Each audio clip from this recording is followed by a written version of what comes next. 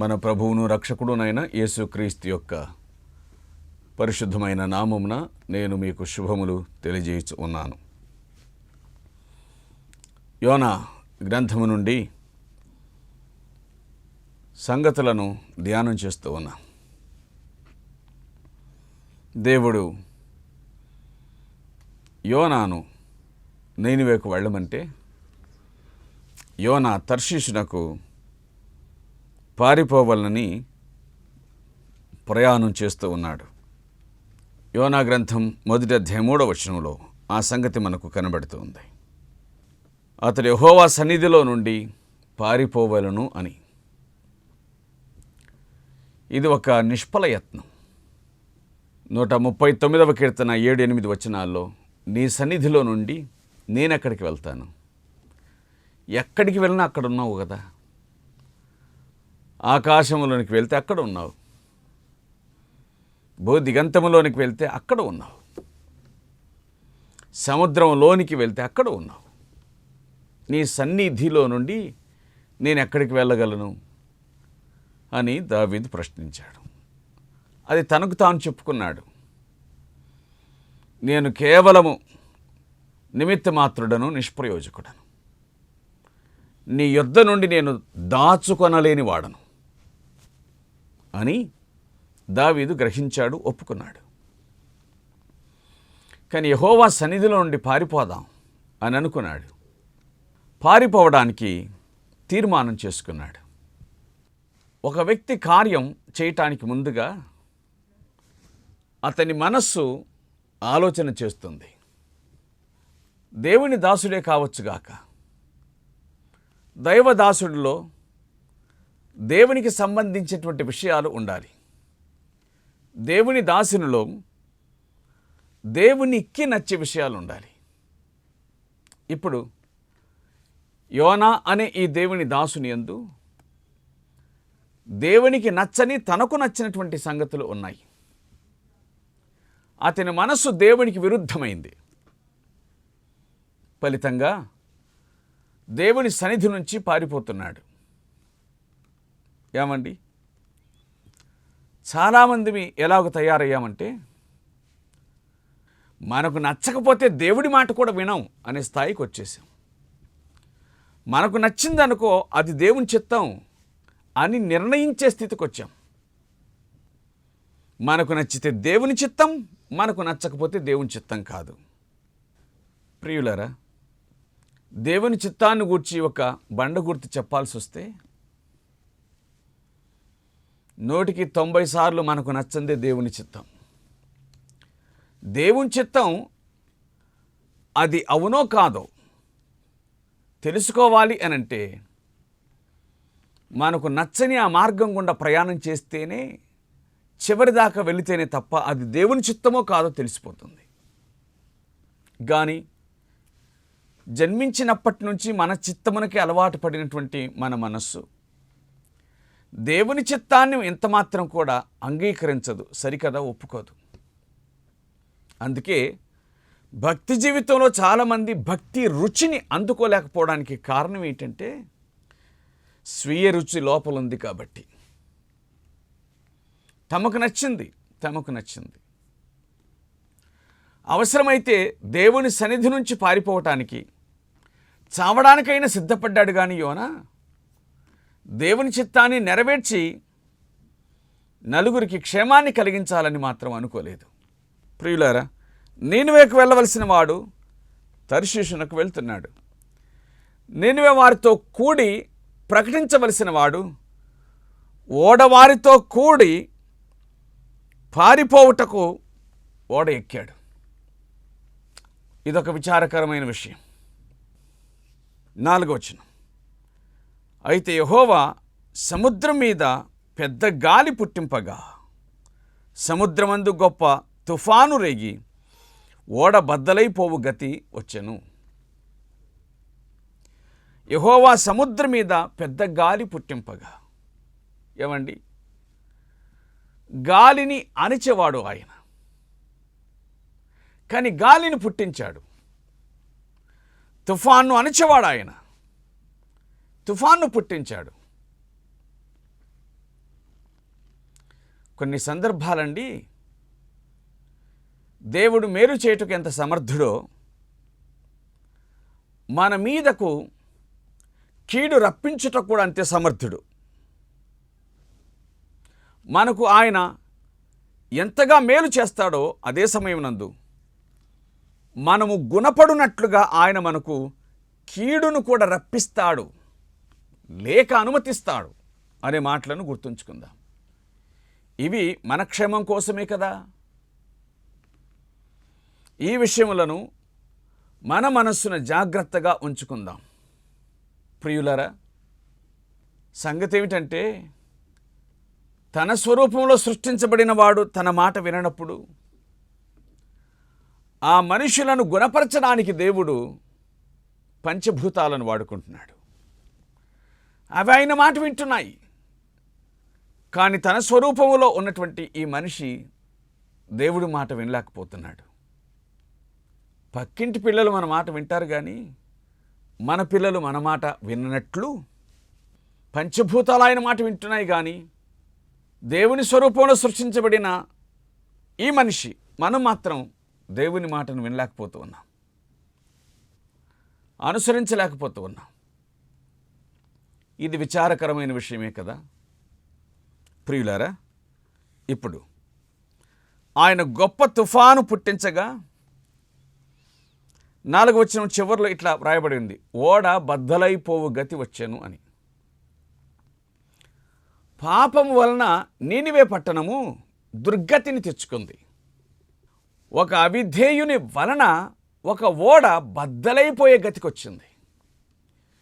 నీనివే పట్టణస్థులు తమ దుర్గతికి తామే కారకులు కాగా ఏమీ తెలియని ఒక ఓడ వారి యొక్క ఓడ బద్దలైపోవు గతికి మాత్రం మాట వినని ఆ ఓడలో ఉన్న యోనానే కారణం. ఏమండి, దేవుని మాట వినని వాడు తనకు మాత్రమే నష్టం తెచ్చుకోడండి. దేవుని మాట వినని వాడు తనతో కూడా ఉన్నవారికి నష్టాన్ని తెచ్చిపెడతాడు. అట్లాగే దేవుని మాట వినేవాడు, దైవ చిత్తాన్ని అనుసరించేవాడు తనకు క్షేమాన్ని కలిగించుకొనగా ఇతరులకు కూడా క్షేమాన్ని కలిగిస్తాడు. ప్రియులారా, సోదరి సోదరులారా, పారిపోయేవాడు ఆ ఓడలోని వారు తమ సరుకులను పారవేయినట్లుగా చేశాడండి. ఎంత నష్టాన్ని కలిగించాడు. మొదటిది, గొప్ప తుఫాను రేగి ఓడ బద్దలైపోవు గతి వచ్చెను అనగా వారందరూ కూడా చావుకు సమీపస్తులు అయ్యారు. ఒకరిని బట్టి. ఎందుకు దేవుడు ఆ ఓడ మీదికి తుఫాను తీసుకొని వచ్చాడు అంటే ఆ అవిధేయుని బట్టే కదా కారణం. ఇప్పుడు 5వ వచనం, కాబట్టి నావికులు భయపడి ప్రతివాడు తన దేవతను ప్రార్థించి ఓడ చులకన చేయుటకై అందులోని సరుకులను సముద్రంలో పారవేసిరి. అప్పటికి యోనా ఓడ దిగువ భాగమునకు పోయి పండుకొని గాఢ నిద్రపోయి ఉండెను. నావికులు భయపడ్డారు అంటే సముద్రానికి భయపడ్డారు, ప్రమాదానికి భయపడ్డారు. సేవకుడు భయపడలేదు అని అంటే దాని అర్థం అది నెగిటివ్ అన్నమాట, పాజిటివ్ కాదు. సేవకుడు భయపడలేదు, చస్తే చావని అనుకున్నాడు, జీవితం మీద ఆశ పోగొట్టుకున్నాడు, చస్తే చావని. నావికులు భయపడ్డాడు, ప్రతివాడు తన దేవతను ప్రార్థించను. ఇబ్బందులు కలిగినప్పుడు, సమస్యలు కలిగినప్పుడు ప్రార్థించుట అనేటువంటిది సాధారణ మానవుని యొక్క ఆలోచన. కాబట్టి ఆపదలో ఉన్నామని చెప్పి ప్రతివాడు తన దేవతను ప్రార్థించను. నిర్జీవమైన వాటిని ఆరాధించేవారు మాత్రం నిష్ఫలమైన వాటికి ప్రార్థన చేస్తున్నారు కానీ జీవము గల దేవుణ్ణి ఆరాధించేవాడు మాత్రం ప్రార్థన చేయట్లేదు. పారిపోయేవాడు ఏం ప్రార్థన చేస్తాడు? దేవుని మాట వినని వాడు దేవునికి తన ముఖం ఎట్లు చూపించుకుంటాడు? ఆపదలో మాత్రమే దేవునికి ఎందుకు ప్రార్థన చేస్తాడు? అలిగిపోయేవాడు కదా. కాబట్టి అలిగినవాడు దేవుని ఎట్లా అడుగుతాడు? అందుకోసమే గాఢ నిద్రపోయి ఉండెను అనే మాట దేవుని వాక్యం చెబుతుంది. ఓడలోని ప్రతివారు కూడా తన తన దేవతకు ప్రార్థన చేశారు. ముందు భయపడ్డారు. సహజమది భయం. యోనాకు భయం ఏమీ లేదు. భయం విడిచిపెట్టినోడు. రెండవదిగా ప్రతివాడు తన తన దేవతకు ప్రార్థిస్తున్నారు. ఇతడు దేవునికి విరుద్ధమయ్యాడు కాబట్టి ప్రార్థించలేదు. మూడవదిగా ఓడ చులకన చేయుటకై అందులోని సరుకులను సముద్రంలో పారవేశారు. నష్టపోయారు. తన దగ్గర లగేజ్ ఏమి లేదు కాబట్టి పడేయటానికి ఏమీ లేదు. వారిని నష్టపరిచాడు. వారి భయమునకు తాను కారకుడు. వారి నష్టమునకు తాను కారకుడు. తాను మాత్రం ఓడ దిగువ భాగమునకు వెళ్ళి గాఢ నిద్రపోయాడు. అంటే నిద్రపోయిన ఈ మనిషికి సంగతులు ఏమీ పట్టలేదన్నమాట. భయపడే వాళ్ళ స్థితి తనకు పట్టలేదు. అలాగే ఓడలోని సరుకులు పారవేస్తుంటే ఆ నష్టం తనకు పట్టలేదు. తనకంటూ ఏమి పట్టని గాఢ నిద్రస్థితిలో ఉన్నాడు. గాఢ నిద్రావస్థ. ఒక మాటలో చెప్పాలి అని అనుకుంటే కనుక తాను ఓడలో ఉన్న అన్ని విషయములకు మృతుడైనట్లుగా ఉన్నాడు. అంటే ఇక నేను చచ్చిపోయినంత సమానం, మీకు నాకు సంబంధం ఏమీ లేదు అన్నట్లుగా యోనా నిద్రపోతూ ఉన్నాడు. నిజమే కదా. గాఢ నిద్రపోయేవానికి ఏం జరుగుతుందో ఏం తెలుసు? అది నష్టమైనా సరే, అది కీడైనా సరే, ఆఖరికి మరణమైనా సరే ఏం తెలుస్తుంది గాఢ నిద్రలో ఉన్నవానికి? మనం అప్పుడప్పుడు ప్రయాణాల్లో జరిగే ప్రమాదాలను గురించి వింటుంటాం కదూ. అర్ధరాత్రి వేళ బస్సు ప్రమాదములుంటే గాఢ నిద్రలో ఉన్నటువంటి వారు అలాగే మరణించటం, అపాయం వలన అలాగే చనిపోవటం మనం వింటున్నటువంటి విషయం. ఈ మాధ్యమాల్లో మనం చూస్తున్నటువంటి విషయం. కొందరు లేస్తారు కానీ ఏమి పాలుపోదు, అప్పటికే అపాయంలో చిక్కొని ఉంటారు కాబట్టి చనిపోతారు. ఇతడు అన్నీ తెలిసిన వాడు, ఏమైనా జరగనివ్వండి అని అనుకున్నట్లుగా ఉన్నాడు.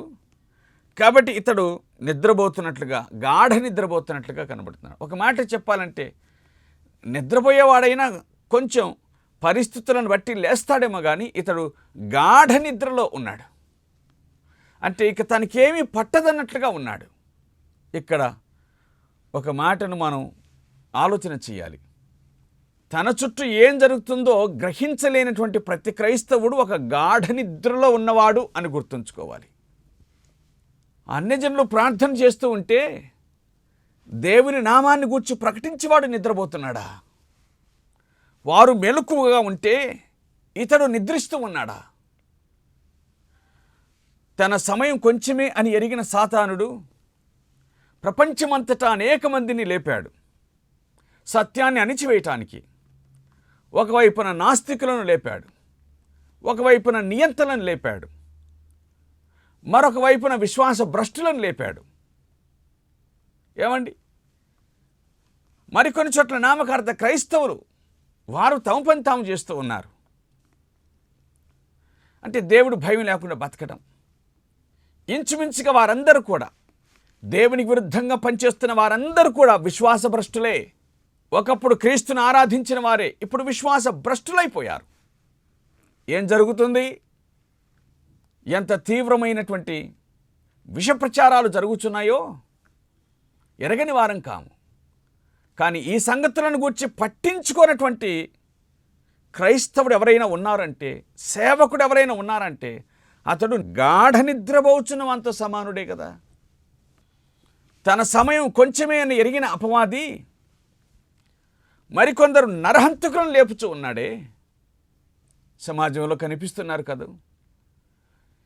దేవుణ్ణి ఎరగని వాడే ఆపదను బట్టి తన దేవతను ప్రార్థన చేస్తే ఎరిగినవాడు చేయాల్సిన పని ఏమిటండి? ఇంకెంతగా ప్రార్థించాలి? ఇంకెంతగా గుర్తుకు తెచ్చుకోవాలి? హతసాక్షులైన వారిని, వారి కుటుంబాల కోసం ఎంతగా ప్రార్థన చేయాలి? శ్రమపడుచున్న వారి కోసం ఎంతగా ప్రార్థన చేయాలి? చలనం లేని నామకార్థ క్రైస్తవుల కోసం ఎంతగా ప్రార్థన చేయాలి? ప్రభువుని ఎరిగిన అలాగున పడి ఉన్న వారి కోసం ఎలా ప్రార్థన చేయాలి? ప్రియులారా, మనలను గూర్చి మనం ఆలోచన చేసుకుందామండి. మనలను గూర్చి మనం ఆలోచన చేసుకుందాం. దేవుని వాక్యం మనకు చెబుతున్నటువంటి సత్యం ఏమిటి అనగా, ప్రియులారా, గాఢ నిద్రపోయే యోనా వలె ఉండకుందుముగాక. యోనా జీవితం లోపమయమే కానీ దేవుడు యోనా ద్వారా కూడా మనల్ని హెచ్చరిస్తున్నాడు అనే సంగతిని మనం విస్మరించకుండా ఉందాం. గాఢ నిద్రపోయి ఉండెను, దిగువ భాగమున గాఢ నిద్రపోయి ఉండెను. ఆదాము గాఢ నిద్ర అతనికి ఒక భార్యను తెచ్చింది, సహచరిని తీసుకుని వచ్చింది. ఐతుకు నిద్ర, గాఢ నిద్ర అతనికి మరణాన్ని తెచ్చింది. యోనా గాఢ నిద్ర అతని సాక్ష్యహీనునిగా చేసింది. గాఢ నిద్ర మత్తు వదలాల్సిందే. ఈ గాఢ నిద్రను మనం తొలగించుకోవాల్సిందే. సంగతులను ఎరుగక ఏమీ తెలియనట్లుగా జీవించే జీవితాన్ని మనం విడిచిపెట్టాల్సిందే. ఏమండి, ప్రభు దగ్గరికి వద్దాం. ఆయన మాటలను మనం అనుసరిద్దాం. చెప్పిన మాటను విద్దాం. ప్రపంచాన్ని చూద్దాం, ఏమి జరుగుతుందో ఆలోచించేద్దాం. లోకస్తులకైతే నెమ్మదిగా ఉంది, ఇబ్బంది ఏమి లేదు, దిగులేమి లేదు, చింత ఏమి లేదు అనుకుంటూ ఉండగా నాశనం ఆకస్మికంగా సంభవించినట్లు తెస్సలోనికై మొదటి పత్రిక 5వ అధ్యాయము 2వ వచనంలో వ్రాయబడినటువంటి మాట ప్రకారముగా, ప్రియులరా, మనల్ని మనం పరీక్షించుకుందాం, జ్ఞాపకం చేసుకుందాం. యోనా ఓడ దిగువ భాగమున నిద్రపోయి ఉండెను. 6వ వచనం, అప్పుడు ఓడ నావికుడు అతని యుద్ధకు వచ్చి ఓ ఈ నిద్రపోతా, నీకేమి వచ్చినది? లేచి నీ దేవుని ప్రార్థించుము. ఓ ఈ నిద్రపోతా, నీకేమొచ్చింది? నీకేమొచ్చింది? ఒక దైవ సేవకుని, ఒక అన్యజనుడు ఓయి నిద్రపోతా అని పిలవడం అతనికి ఎంత అవమానకరం అండి, ఎంత అవమానకరం. కానీ దేవుని మాట వినకుండా తన ఇష్టానుసారంగా ప్రవర్తించేవాడు అన్నిటికీ సిద్ధపడే ఉంటాడు. అంటే తన చిత్తాన్ని నెరవేర్చుకున్నట్లో భాగంగా తనకు జరిగే అవమానాన్ని అంతటినీ కూడా స్వీకరించడానికి సిద్ధపడి ఉంటాడు దేవునికి దూరమయ్యేవాడు. ఓయ్ నిద్రపోతా అని పిలవడం దేవుని దాసునిగా యోనాకి ఎంత అవమానకరమైన సంగతి. తర్వాత లేచిని దేవుని ప్రార్థించు. ఇది ప్రార్థించవలసిన గడియ. మనం ప్రమాదములో ఉన్నాం. ప్రార్థించకుండా గాఢ నిద్రపోతున్నవేంటి అని చెప్పవలసిన వాడికి ఒకరు చెప్పడం, చెప్పవలసిన వాడు ఒకరితో చెప్పించుకోవడం, ఇదంతా దేవునికి అవిధేయమైన జీవితమే కదా. దావీదును కొంచెం జ్ఞాపకం చేసుకుంటే, దావీదు ఎన్నో కీర్తనలు రాసినవాడు. ఒక మాట చెప్పాల్సి వస్తే దావీదు దైవజనుడు. ఆ మాట కూడా దేవుని వాక్యం చెబుతుంది. ఆ దైవజనుడికి ఊరియా బోధ చేశాడు. అర్థమైంది కదూ. దారి తప్పిన మనుషులకు చిన్నవారు సైతం బోధ చేయాల్సి వస్తుంది. అనుభవజ్ఞులు సైతం అల్పుల చేత చెప్పించుకోవటం అనేటువంటిది విచారకరమైన విషయం. దీనంతటి కారణం అవిధేయత. అవిధేయత. జ్ఞాపకం చేసుకుందాం. నువ్వు లేచి ప్రార్థించుము, నిద్రపోతా అని అన్నాడు. మనము చావకుండానట్లు ఆ దేవుడు మన యందు కనికరించునేమో అని. అన్యజనులకు ఉన్నటువంటి అవగాహన కూడా లేదు.